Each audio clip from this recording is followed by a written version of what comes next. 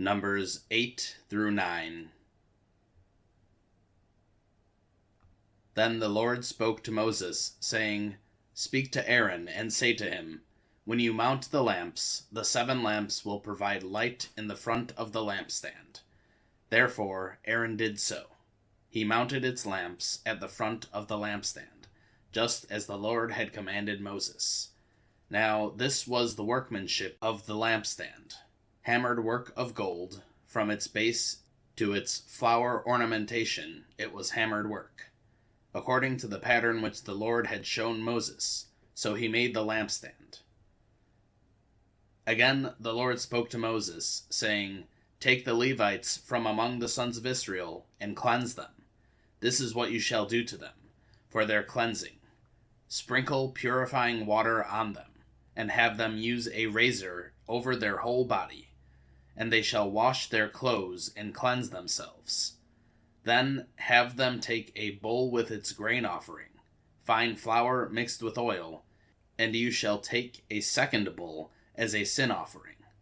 So you shall present the Levites in front of the tent of meeting. You shall also assemble the whole congregation of the sons of Israel, and present the Levites before the Lord.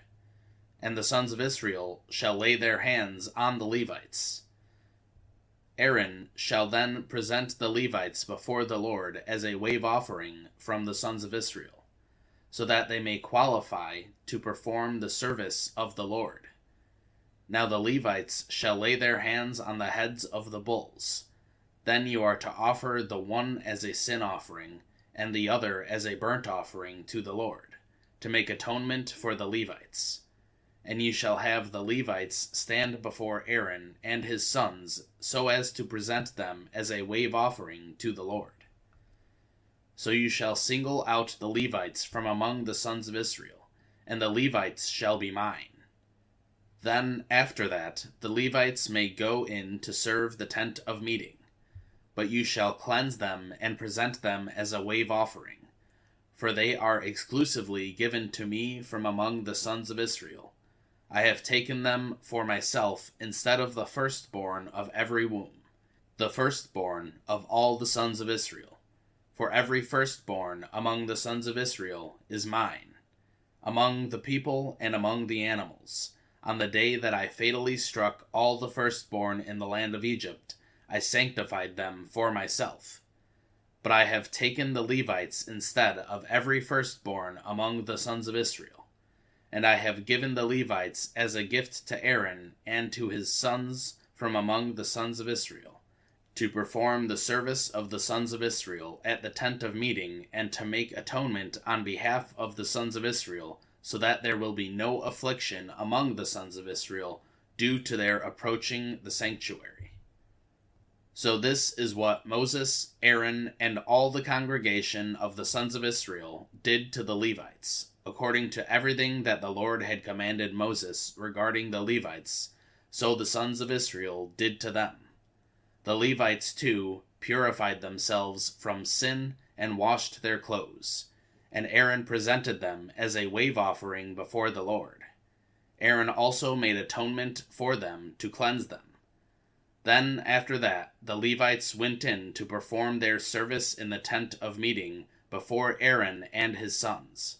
Just as the Lord had commanded Moses concerning the Levites, so they did to them.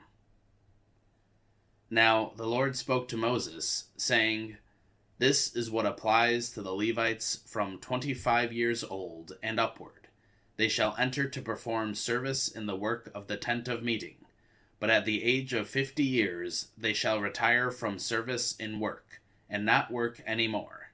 They may, however, assist their brothers in the tent of meeting, to fulfill an obligation, but they themselves shall do no work. In this way you shall deal with the Levites in their obligations. Now the Lord spoke to Moses in the wilderness of Sinai, in the 1st month of the 2nd year, after they had come out of the land of Egypt, saying, Now the sons of Israel are to celebrate the Passover at its appointed time. On the 14th day of this month, at twilight, you shall celebrate it at its appointed time. You shall celebrate it in accordance with all its statutes and all its ordinances. So Moses told the sons of Israel to celebrate the Passover, and they celebrated the Passover in the first month, on the 14th day of the month, at twilight, in the wilderness of Sinai, in accordance with everything that the Lord had commanded Moses. So the sons of Israel did. But there were some men who were unclean because of contact with a dead person, so that they could not celebrate Passover on that day, and they came before Moses and Aaron on that day.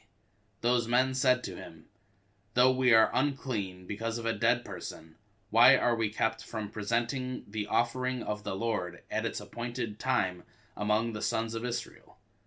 Moses then said to them, "Wait, and I will listen to what the Lord will command concerning you." Then the Lord spoke to Moses, saying, "Speak to the sons of Israel, saying, If any one of you, or of your generations, becomes unclean because of a dead person, or is on a distant journey, he may, however, celebrate the Passover to the Lord. In the second month, on the 14th day, at twilight, they shall celebrate it. They shall eat it with unleavened bread and bitter herbs. They shall not leave any of it until morning, nor break a bone of it. They shall celebrate it in accordance with the whole statute of the Passover. But the person who is clean and is not on a journey, yet refrains from celebrating the Passover, that person shall then be cut off from his people, because he did not present the offering of the Lord at its appointed time. That person will bear the responsibility for his sin. And if a stranger resides among you, and celebrates the Passover to the Lord, according to the statute of the Passover and its ordinance, so he shall celebrate it. You shall have the same statute for both the stranger and for the native of the land. Now on the day that the tabernacle was erected, the cloud covered the tabernacle, the tent of the testimony, and in the evening it was like the appearance of fire over the tabernacle until morning. That is how it was continuously. The cloud would cover it by day, and the appearance of fire by night. Whenever the cloud was lifted from over the tent, afterward the sons of Israel would set out, and in the place where the cloud settled down, there the sons of Israel would camp. At the command of the Lord, the sons of Israel would set out, and at the command of the Lord they would camp. As long as the cloud settled over the tabernacle, they remained camped. Even when the cloud lingered over the tabernacle for many days, the sons of Israel would comply with the Lord's ordinance and not set out. If sometimes the cloud remained a few days over the tabernacle, in accordance with the command of the Lord, they remained camped. Then, in accordance with the command of the Lord, they set out. If sometimes the cloud remained from evening until morning, when the cloud was lifted in the morning, they would set out.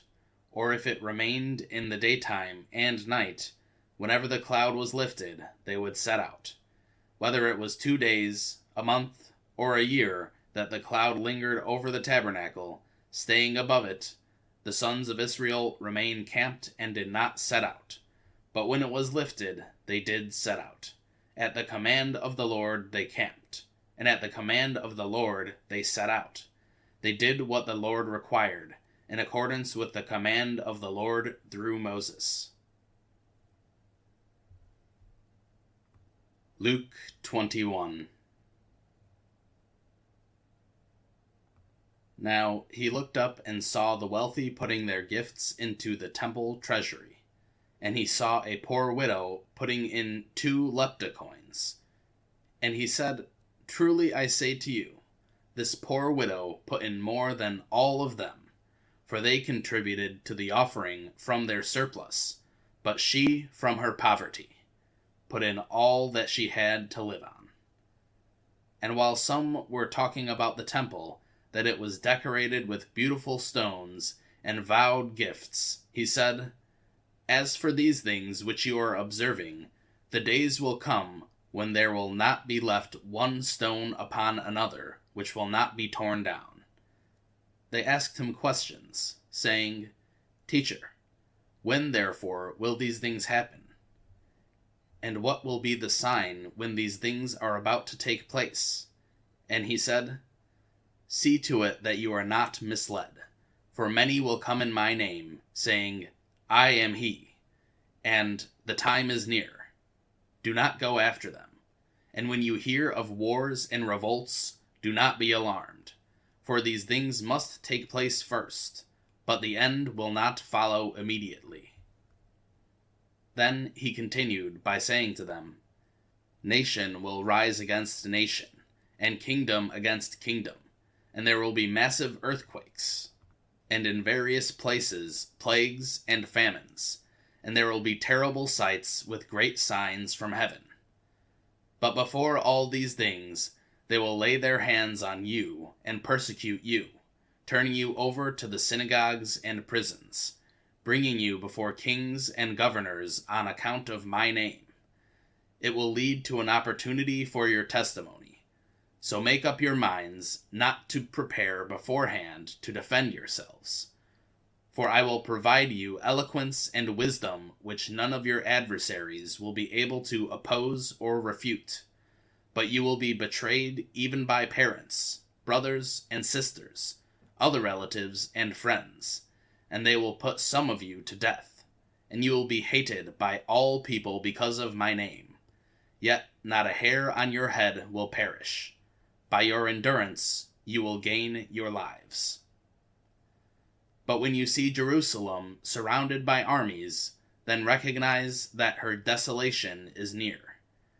Then those who are in Judea must flee to the mountains, and those who are inside the city must leave, and those who are in the country must not enter the city, because these are days of punishment, so that all things which have been written will be fulfilled. Woe to those women who are pregnant, and to those who are nursing babies in those days. For there will be great distress upon the land, and wrath to this people, and they will fall by the edge of the sword, and will be led captive into all the nations. And Jerusalem will be trampled under foot by the Gentiles, until the times of the Gentiles are fulfilled. There will be signs in the sun and moon and stars, and on the earth distress among nations, in perplexity at the roaring of the seas and the waves, people fainting from fear and the expectation of things that are coming upon the world. For the powers of the heavens will be shaken. And then they will see the Son of Man coming in a cloud with power and great glory. But when these things begin to take place, straighten up and lift up your hands, because your redemption is drawing near. And he told them a parable. Look at the fig tree and all the trees. As soon as they put forth leaves, you see for yourselves, and know that summer is now near. So you too, when you see these things happening, recognize that the kingdom of God is near. Truly I say to you, this generation will not pass away until all things take place. Heaven and earth will pass away, but my words will not pass away. Be on your guard, so that your hearts will not be weighed down with dissipation and drunkenness and the worries of life, and that this day will not come on you suddenly like a trap. For it will come upon all those who live on the face of all the earth. But stay alert at all times, praying that you will have strength to escape all these things that are going to take place, and to stand before the Son of Man. Now, during the day he was teaching in the temple, but at evening he would go out and spend the night on the mountain that is called Olivet. And all the people would get up very early in the morning to come to him in the temple and listen to him. 1 Corinthians 14, 1 through 19. Pursue love, yet earnestly desire spiritual gifts, but especially that you may prophesy. For the one who speaks in a tongue does not speak to people, but to God. For no one understands, but in his spirit he speaks mysteries. But the one who prophesies speaks to people for edification, exhortation, and consolation. The one who speaks in a tongue edifies himself, but the one who prophesies edifies the church. Now I wish that you all spoke in tongues, but rather that you would prophesy. And greater is the one who prophesies than the one who speaks in tongues, unless he interprets, so that the church may receive edification. But now, brothers and sisters, if I come to you speaking in tongues, how will I benefit you, unless I speak to you either by way of revelation, or of knowledge, or of prophecy, or of teaching? Yet, even lifeless instruments, whether flute or harp, in producing a sound, if they do not produce a distinction in the tones, how will it be known what is played on the flute or on the harp? For if a trumpet produces an indistinct sound, who will prepare himself for battle? So you too, unless you produce intelligible speech by the tongue, how will it be known what is spoken? For you will just be talking to the air. There are, perhaps, a great many kinds of languages in the world, and none is incapable of meaning. So if I do not know the meaning of the language, I will be unintelligible to the one who speaks, and the one who speaks will be unintelligible to me. So you too, since you are eager to possess spiritual gifts, strive to excel for the edification of the church. Therefore, one who speaks in a tongue is to pray that he might interpret. For if I pray in a tongue, my spirit prays, but my mind is unproductive. What is the outcome then? I will pray with the spirit, but I will pray with the mind also. I will sing with the spirit, but I will sing with the mind also. For otherwise, if you bless God in the spirit only, how will the one who occupies the place of the outsider know to say the Amen at your giving thanks, since he does not understand what you are saying? For you are giving thanks well enough, but the other person is not edified. I thank God I speak tongues more than you all. Nevertheless, in church I prefer to speak 5 words with my mind, so that I may instruct others also, rather than 10,000 words in a tongue. Proverbs 23:13 through 25. Do not withhold discipline from a child. Though you strike him with a rod, he will not die. You shall strike him with the rod, and rescue his soul from Sheol. My son, if your heart is wise, my heart will also be glad, and my innermost being will rejoice, when your lips speak what is right. Do not let your heart envy sinners, but live in the fear of the Lord always. Certainly there is a future, and your hope will not be cut off. Listen, my son, and be wise, and direct your heart in the way. Do not be with heavy drinkers of wine, or gluttonous eaters of meat, for the heavy drinkers and the glutton will come to poverty, and drowsiness will clothe one with rags. Listen to your father, who fathered you, and do not despise your mother when she is old. Buy truth, and do not sell it. Get wisdom, instruction, and understanding. The father of the righteous will greatly rejoice, and he who fathers a wise son will be glad in him. Let your father and your mother be glad, and let her rejoice who gave birth to you. Psalm 50. The mighty one, God, the Lord has spoken, and summoned the earth from the rising of the sun to its setting. Out of Zion, the perfection of beauty, God has shown. May our God come and not keep silent. Fire devours before him, and a storm is violently raging around him. He summons the heavens above, and the earth to judge his people. Gather my godly ones to me, those who have made a covenant with me by sacrifice. And the heavens declare his righteousness, for God himself is judge. Hear my people, and I will speak. Israel, I will testify against you. I am God, your God. I do not rebuke you for your sacrifices, and your burnt offerings are continually before me. I will not take a bull from your house, nor male goats from your folds. For every animal of the forest is mine, the cattle on 1,000 hills. I know every bird of the mountains, and everything that moves in the field is mine. If I were hungry, I would not tell you, for the world is mine, and everything it contains. Shall I eat the flesh of bulls, or drink the blood of male goats? Offer God a sacrifice of thanksgiving, and pay your vows to the Most High. Call upon me on the day of trouble. I will rescue you, and you will honor me.